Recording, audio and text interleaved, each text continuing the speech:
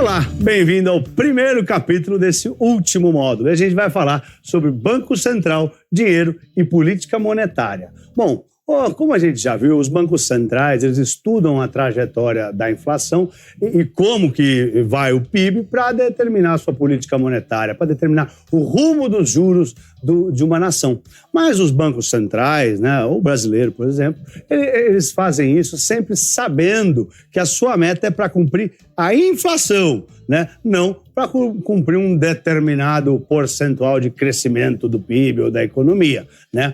No caso do Banco Central dos Estados Unidos é diferente, eles têm um mandato duplo, né? O Federal Reserve, ele tem uma outra meta além da inflação, né, que engloba a balancear o desemprego lá nos Estados Unidos. A gente vai ver isso mais à frente. Inclusive, estão querendo fazer isso aqui no Brasil. Vai ser positivo. E como que os bancos centrais fazem para cumprir as suas metas de inflação? Como que eles organizam isso?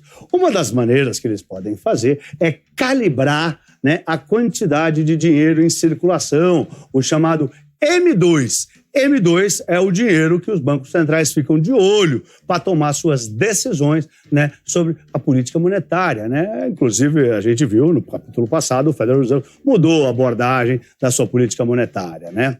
Eles agora usam juros médio, vocês lembram, né? Inclusive, né, em agosto de 2020, a gente viu o Federal Reserve mudou a sua abordagem de política monetária, de como eles olham a inflação para decidir sobre a política monetária, para deixar bem claro que eles não querem subir os juros, tá? Eles vão deixar os juros baixos, né, para aumentar o M2 em circulação, tá? Vamos falar do dinheiro, né? Primeiro, o que é M1, M2, M3, MZM? O que são esses dinheiros? Esses são todos nomes de diferentes tipos de dinheiro que são analisados. O dinheiro em circulação é algo sofisticado, tá? Até porque o conceito de dinheiro já é meio complexo, né? Bom, vamos lá. Em economia, a gente divide da seguinte maneira. M1 é o dinheiro vivo, tá? É o dinheiro em conta corrente, é o que está ali, tá no bolso em espécie ou está na conta corrente, é dinheiro rápido. M2, tá? É o M1, dinheiro espécie, dinheiro em conta corrente, mais as aplicações de curto prazo, as aplicações D1, D0, aquelas que rapidamente a gente converte em dinheiro, né? São D3 no máximo, sei lá.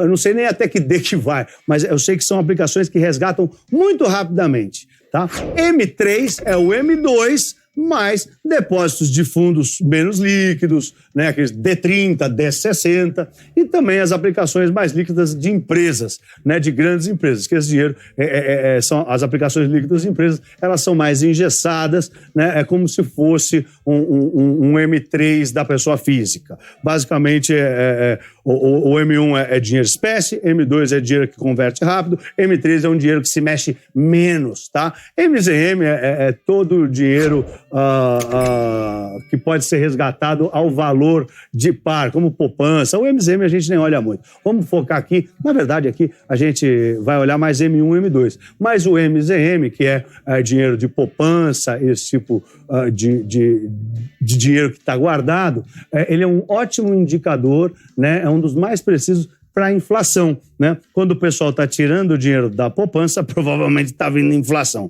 tá?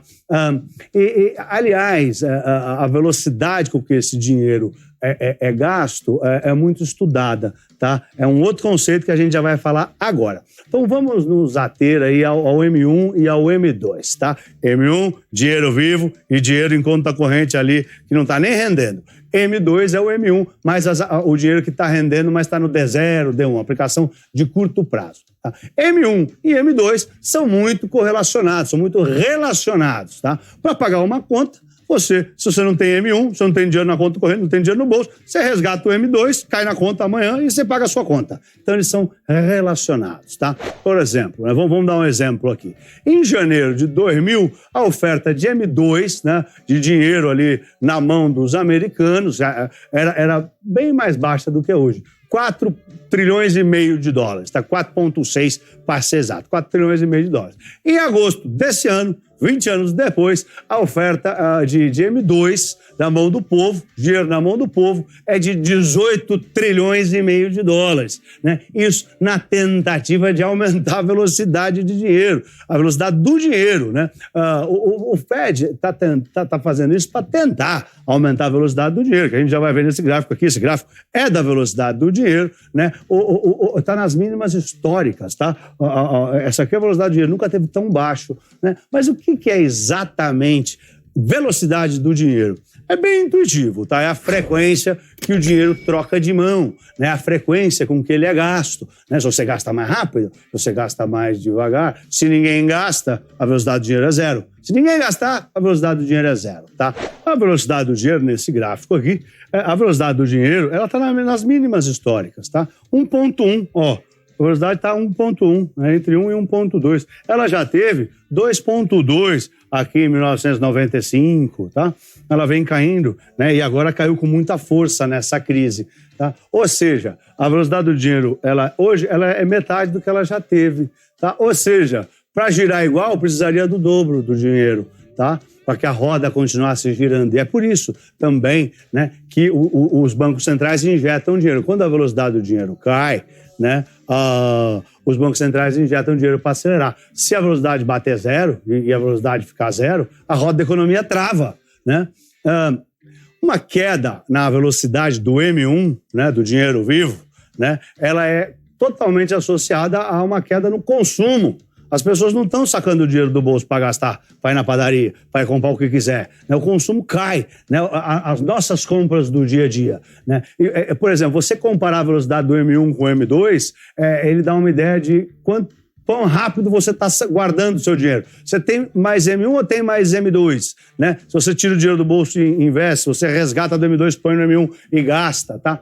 Em janeiro de 2020, o M2, né, o dinheiro que estava guardado lá, aplicado em investimento curto nos Estados Unidos, o total era 15 trilhões e meio de dólares. Com a pandemia do coronavírus, né, o Federal Reserve injetou 3 trilhões de dólares na economia, rapidinho, em 6 meses, e a quantidade de M2 subiu para 18 trilhões e meio de dólares. Quase 20% de alta em 6 meses, né? Isso tem consequências no mundo inteiro. Sobra dinheiro para todo mundo, sobra até um pouco para a gente, tá? Obviamente, o aumento de M2, dinheiro guardado em aplicação D1, D2, né, tá sempre mais relacionada com períodos de recessão, de fraqueza econômica. Nesses momentos, o Banco Central opta por políticas expansionistas, né? Ele quer ter mais dinheiro em circulação para impulsionar a velocidade do dinheiro para girar mais rápido a roda da economia, né? E por que mais dinheiro em circulação aumenta a velocidade do dinheiro? Uma pergunta que sempre me fazem, né? Ou porque, pelo menos, tenta aumentar a velocidade, porque aqui o Banco Central está injetando dinheiro e a velocidade tem caído, né? Mesmo com tanta injeção de tantos trilhões. Mas isso aqui, deixar claro para vocês, é porque a situação é gravíssima, é o coronavírus, é Trump, é a guerra comercial, já vinha da guerra comercial Estados Unidos e China, né? E a velocidade do dinheiro vem caindo porque a situação é grave, né? Vamos fazer um exercício juntos para entender por que mais dinheiro na economia, né, faz a velocidade do dinheiro aumentar. Eu trouxe aqui, né, 2 das Lucky Bills que ficam no pé do tourinho, do touro de ouro que leva para as máximas, que leva o touro para as máximas, mas é para fazer um exercício. Vamos supor, né, que a gente lançou um país chamado País Touro de Ouro, o país com o nome que você quiser, né? E o governo, ele dá uma nota para cada pessoa. Cada um tem uma nota. Eu tenho uma nota, minha mulher tem uma nota, nós temos 2 notas, tá? E, sei lá, para deixar o nosso filho para cuidar no vizinho custa uma nota, né? E para jantar fora custa outra nota. Então, a gente vai ter o nosso aniversário de casamento, tá? E aí, no aniversário de casamento, a gente quer deixar o filho no vizinho e quer sair para jantar. Então, a gente não pode gastar. A gente tem que guardar, tem que esperar. Então, nós estamos esperando chegar o dia do casamento, do aniversário de casamento. O vizinho também. Todo mundo recebeu uma nota cada um, né? E aí, de repente, vem o vizinho e fala: eu quero sair hoje. Eu quero dar uma nota para você cuidar do meu filho. Então, agora eu tenho 3 notas, tá? Então, agora eu falo para minha mulher, opa, temos uma nota sobrando. vamos decidir o que a gente vai fazer. Não é nem que a gente sai andando, vamos pensar um dia, então vamos esperar o dia de sol. Não podemos sair gastando na chuva, porque está chovendo, vamos se divertir mais no dia do sol. Vamos esperar o dia do sol, a gente pede pro vizinho, né, cuidar do nosso filho, tá? E aí a gente sai para passear. Então a gente fica esperando um dia de sol, e chove bastante, faz frio, né? Aí faz o dia do sol, a gente vai lá no vizinho, ô vizinho, você se divertiu? Viemos aqui, porque essas duas a gente tem que guardar pro dia do casamento. Essa aqui a gente não pode gastar, essas duas, só temos uma para gastar. Ok, ó, vizinho, nós vamos sair para passear, obrigado, vizinho, pega a nota e a gente sai para passear. Agora, você imagina diferente. Você imagina que o governo, não, em vez de dar uma nota para cada um, dá 10 para cada uma. Né? Injetou dinheiro no meu bolso, aqui eu tenho 10 notas, né? E para sair para passear ainda é uma nota. Então agora eu falo, peraí, a gente tem 2 notas que a gente vai guardar, né, por nosso aniversário de casamento. Só que agora a gente tem 8 notas para sair, vamos sair hoje. E agora, vizinho, pega aqui, pega 2 aí para você, aliás, que eu vou sair para gastar, vai no restaurante, volta para casa, vamos sair, agora eu vou sair para tomar café da manhã também. Então, o dinheiro circula bem mais quando tem mais base monetária na população.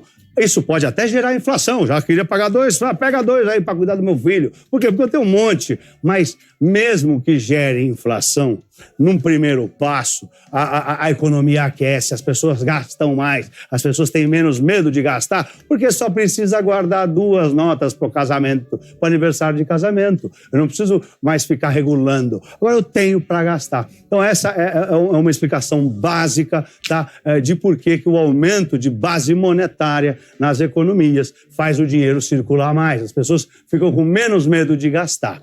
A taxa básica de juros, né, é claro que também é uma variável-chave no controle de M2, né, e no comportamento geral do mercado financeiro, né, de vários ativos. Ela é a principal variável das economias, de qualquer economia, né? É um dos grandes referenciais macroeconômicos, né? Nós, economistas, estamos de olho na taxa de juros o tempo todo. Aqui no Brasil, ela é chamada de taxa Selic. A taxa de juros direciona o movimento dos investidores. A gente decide entre ir para um segmento ou ir para outro, dependendo da taxa de juros. Quando a taxa de juros está muito alta, os investidores optam por alocar o patrimônio em ativos atrelados à renda fixa com título público, né? Você põe lá, eles pagam retornos bons, elevados, e não tem risco. Qualquer coisa o governo imprime dinheiro, né? Ao investir em títulos de renda fixa, é um caminho de você ter alta rentabilidade, você encontrar alta rentabilidade aliada com a segurança. Mas agora, por exemplo, né, os momentos atuais, quando a taxa de juros cai, o movimento dos investidores se dá na direção contrária. Eles saem do renda fixa, eles vão à procura de risco, eles vão procurar obter retornos de maior rentabilidade. Às vezes junto à bolsa, às vezes junto a imóvel, às vezes private equity, eles tentam investir numa empresa que está por nascer startup. Não à toa, quando o juros está baixo, as startups aquecem. Mas eu acho que o importante aqui que eu queria mencionar é a alta na quantidade de investidores na B3, né? A demanda por ações no Brasil aumentou muito. Milhões de pessoas entraram na Bolsa depois que os juros caiu, né? As ações, o pessoa física brasileira já rompeu mais de 3 milhões e meio de investidores na Bolsa. Depois que os juros caem, o resultado é todo mundo procurando ativos de risco, e isso está refletindo num aumento substancial do número de investidores na Bolsa, mais de 3 milhões e 200, 3 milhões e 500, eu já nem sei, aumenta a quantidade de investidores na Bolsa semanalmente, numa velocidade de mais de 100 mil. É muito forte, tá? É claro que esse aumento de investidores na Bolsa faz, obviamente, aumentar a demanda por ações, né? Então, tende a forçar o preço das ações a subir. Se você for lembrar, no caso do coronavírus, né, as ações desmoronaram, vieram lá de 120 mil a Bolsa Brasileira para 60 mil, os investidores estrangeiros saíram todos, o dólar disparou, venderam a ação, compraram o dólar disparou, e depois a Bolsa subiu, só o investidor local. Os investidores estrangeiros não voltaram para a Bolsa Brasileira até outubro.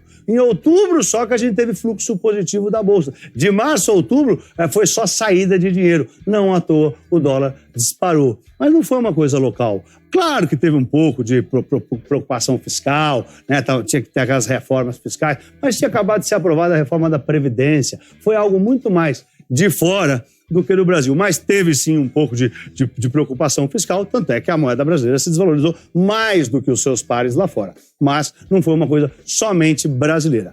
Quando o juros brasileiro caiu de 14 para 2, claro que os investidores de renda fixa foram embora. Tanto o brasileiro quanto o estrangeiro. O estrangeiro pegou a grana e pegou a sua mochilinha e levou o dinheiro embora. Aqui, né, os investidores vieram para a Bolsa, tá? Mas, como eu disse, obviamente não foi só Bolsa também, ativos imobiliários, entre outras coisas, tá? Mas aqui eu quero falar para vocês do mercado financeiro, né? E vem muito investimento para o mercado financeiro, vem para as bolsas quando os juros caem, né? Quando o juro vem de 14 para 2, imagine você, né? É claro que um corte pequeno influencia muito pouco, né? Influencia mais devagar, né? Mas um corte enorme, né, fez a Bolsa ter um aumento de milhões de investidores em pouco tempo. Tá? Além disso, né, taxas de juros mais baixas também estimulam o consumo, né, e reduzem o custo da produção dos produtos. Né? O consumo é a principal variável de uma economia. Eu não estou dizendo que é a maior,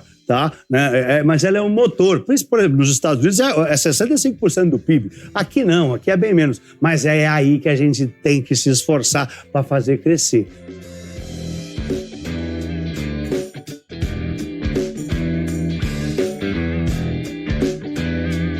Então, se você baixa a taxa de juros, as empresas se sentem encorajadas a investirem mais, né? Estimula elas a pegar dinheiro emprestado, tá? E elas querem crescer o market share, né? O bolo, o pedaço do bolo da economia para elas, né? E isso, claro, reflete no preço da ação. Se a empresa pega dinheiro, se alavanca, investe, faz o preço da ação subir, né? Ou seja, a empresa passa a valer mais, não só pelo aumento da demanda, mas pelos investimentos que ela fez em si próprio, né? Então, uma queda na taxa de juros faz aumentar a demanda e barateia o custo da produção. E as empresas valem mais na bolsa, tá? Por outro lado, o aumento do custo de capital, né, o aumento da taxa de juros, né, faz o dinheiro custar mais caro. Os juros é o preço do dinheiro. Quando você aumenta o preço do dinheiro, você tende a reduzir o valor justo das companhias. As empresas passam a valer mais, né? Por quê? Pensa comigo, a geração de caixa futuro, né, uma empresa, ela vale a geração de caixa futuro. Além de você reduzir a geração de caixa futuro, porque as pessoas vão demandar menos, né? As pessoas vão gastar menos, a roda da economia está girando mais devagar, né? Além disso, você também vai ter uma taxa de desconto para fazer a conta de quanto vale a empresa maior, porque o juro está mais alto. Quando você aplica a taxa de desconto para fazer a conta de quanto vale uma empresa, você tem que usar a taxa Selic, né? Então, além disso, as empresas vão pagar mais para investir, elas vão pagar mais caro pelos financiamentos que elas têm. Então, tudo isso penaliza os balanços das empresas e, por consequência, os seus resultados líquidos. E aí, é claro, né, elas valem menos. E aí elas caem na bolsa. Lembre-se, o juros é o custo do dinheiro. Essa é uma lição que você tem que levar para a vida, tá? Bom, basicamente, os bancos centrais do mundo inteiro definem essas taxas básicas de juros através do que é chamado política monetária, né? A política monetária é a definição dos juros, é o controle da oferta e da demanda de moedas nas economias, de M2, quanto dinheiro tem em circulação, né? É isso que a gente chama de política monetária, money, tá? Então, eles decidem quanto money está em circulação, tá? Quanto a moeda que vai estar em circulação. Em espanhol é moneda, monetária. Em inglês é money, monetary, tá? Então, eles têm várias ferramentas, o governo tem vários, os bancos centrais têm várias ferramentas, né? Na verdade, são os governos, através das suas autoridades monetárias, são os bancos centrais, que têm diversas ferramentas, né, para controlar a quantidade de M2 em circulação. A quantidade de M2. M2 é dinheiro em circulação. Para controlar a quantidade de M2, quanto dinheiro está de fácil acesso para as pessoas, para a economia, né?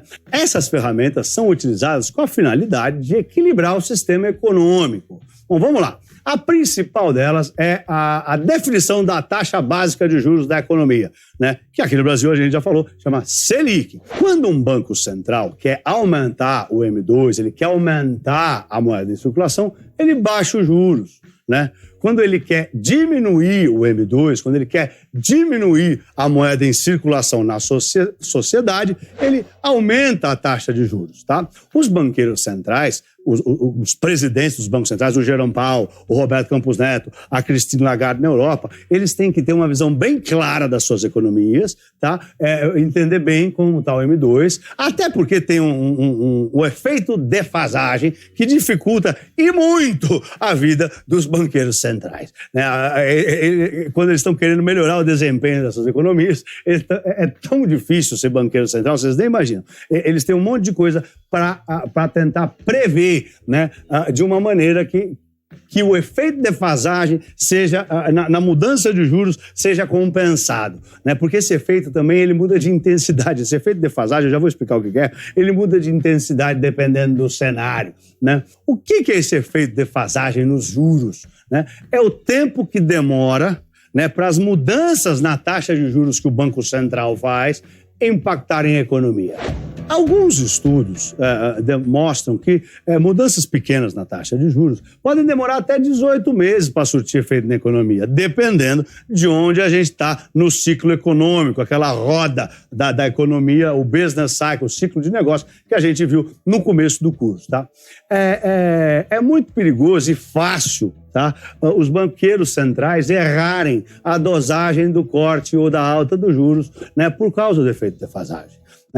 Essa inabilidade, que nós somos seres humanos, o cara que está lá é gente, tá? Essa inabilidade que a gente tem de ver o efeito de defasagem em tempo real é considerado por muita gente a razão pela qual, repetidamente na história, a gente vê, depois de altas de juros muito fortes pelos bancos centrais, recessões nos países, até depressões. Os banqueiros centrais, o cara que era lá o presidente do Banco Central, exagerou na alta dos juros e meteu o país numa recessão. Algumas razões explicam o porquê do efeito de defasagem, por que demora para chegar na população, para a gente sentir a queda de juros. Por exemplo, que é o meu caso, né? Quem está financiando uma casa, né, não se beneficia de pequenas mudanças na taxa de juros, né? Eu só fui refinanciar o meu imóvel, né, depois de mudar muito os juros. Quando os juros foi de 14 para 13,75, eu não fui refinanciar meu imóvel. Foi para 13,5, eu não fui. Mas quando ele veio de 14 para 2, eu liguei no banco, falei, opa!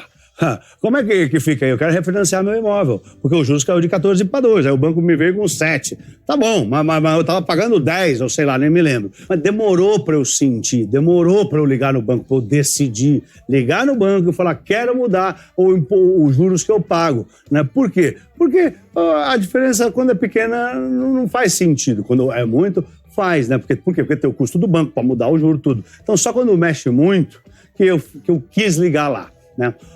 Outra razão, tá? Outra razão para o efeito de defasagem os bancos demoram para repassar esse corte de juros para nós, né? Se o banco levantar os juros é na hora, não se preocupe, tá? Mas quando está caindo, os bancos demoram para repassar. Quando cai os juros, o spread bancário dele aumenta. Ele continua te cobrando igual, o juros que ele paga é menor, ele está lucrando mais, né? Então os bancos também demoram para passar. Deixa eu pensar. Os negócios e os consumidores, eles podem esperar um pouco, né, para ver se repassam uma mudança de juros, para ver se essa mudança de juros é temporária ou não. Não é porque o Banco Central mexeu um pouquinho nos juros, principalmente em economias instáveis, principalmente quando há pouco tempo no Brasil, né? Não é porque ele cortou um pouquinho os juros que vai todo mundo sair cortando e vendendo carro mais barato, com o juro mais baixo, sendo que o governo pode voltar os juros a qualquer momento, né? Corte, por exemplo, corte no imposto, gasto do governo, eles têm um impacto e uma resposta muito mais rápida na economia do que os cortes de juros, tá? Alta de juros, não. Nós estamos falando de corte. Alta de juros, os caras repassam na hora. Banco, todo mundo. Carro, vendedor, tá? Bom, sabendo disso, né, os bancos centrais têm outras alternativas para tentar ajudar na política monetária, né? E a gente vai ver isso aí, mas no capítulo que vem. Gente, bom, esse capítulo foi o primeiro capítulo desse módulo, é um módulo um pouco menor, né? Mas, de qualquer maneira, assistam de novo se necessário e façam as questões. Gente, respondam as questões mais de uma vez. E se precisar, a gente vai mandar mais questões depois para vocês. Bom, é isso aí. Nos vemos no capítulo que vem. Vai, Tourinho!